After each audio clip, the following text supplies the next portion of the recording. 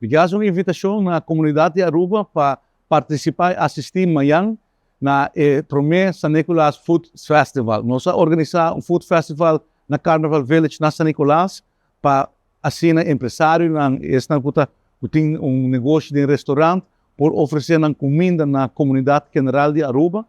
Nós organizamos aqui na Carnival Village, tem 30 restaurantes participando, 30 pessoas que trazem comida, que vendem comida de diferentes tipos de comida, ou comida caribense, comida diferente. Também está na Carnival Village, a invitação está para o povo bem amanhã à tarde, desde 6 horas.